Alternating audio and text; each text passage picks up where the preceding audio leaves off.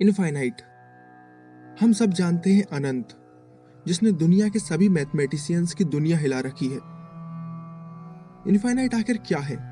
क्या ये कोई नंबर है या फिर कुछ और? किसी को नहीं पता। लेकिन आज इस वीडियो में हमने इनफाइनाइट को लेकर एक अजम्पशन को समझने की कोशिश की है। मेरी आप सबसे रिक्वेस्ट है, ये सिर्फ एक अजम्पशन है, प्लीज इसको किसी अदर वे में मत लीजिएगा। अगर आपको लगता है हमारे प्रूफ में कोई मिस्टेक है तो आप हमें कमेंट सेक्शन में बता सकते हैं।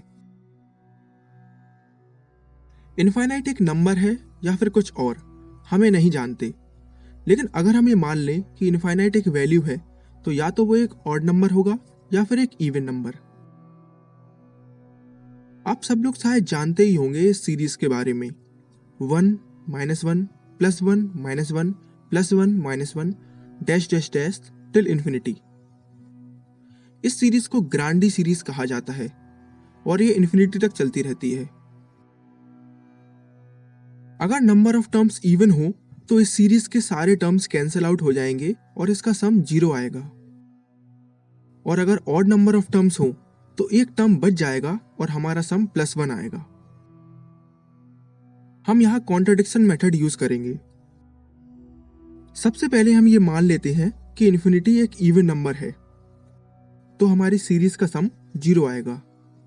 और अगर इनफाइनाइट एक इवन नंबर है तो ये कंप्लीटली 2 से डिविजिबल होगा। सबसे पहले हम इस सीरीज के पॉजिटिव और नेगेटिव टर्म्स को अलग अलग कर लेते हैं, कुछ इस तरीके से। अगर इस सीरीज में इनफाइनाइट टर्म्स हैं तो ये सारे के सारे टर्म्स इनफाइनाइट बाय 2 होंगे और ये सारे के सारे टर्म्स भी इनफाइनाइट बाय 2 ही होंगे। चूंकि हमने इनफाइनाइट को एक इवन नंबर अज्यूम किया है तो इनफाइनाइट बाय 2 एक इंटीजर आएगा।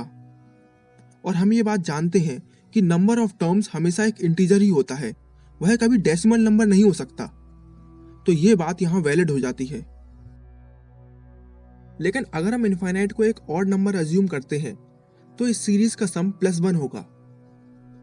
इसका मतलब इस सीरीज में 1 +1 -1 के कंपैरिजन में ज्यादा है, तभी तो हमारा सम +1 आ रहा है। इसका मतलब ये सारे के सारे टर्म्स इनफाइनाइट बाय 2 +1 होंगे और ये सारे के सारे टर्म्स केवल इनफाइनाइट बाय 2 होंगे। अब क्योंकि हमने इस बार इन्फिनिटी को एक ऑड नंबर अज्यूम किया है तो इनफाइनाइट बाय 2 एक डेसिमल होगा और इनफाइनाइट बाय 2 +1 भी एक डेसिमल होगा। लेकिन हमें तो पता है नंबर ऑफ टर्म्स तो कभी डेसिमल हो ही नहीं सकते, इसलिए ये बात यहाँ कॉन्ट्रडिक्ट हो जाती है। इससे हमें पता चलता है कि इनफाइनाइट अगर एक नंबर होगा तो वो एक इवन नंबर ही होगा।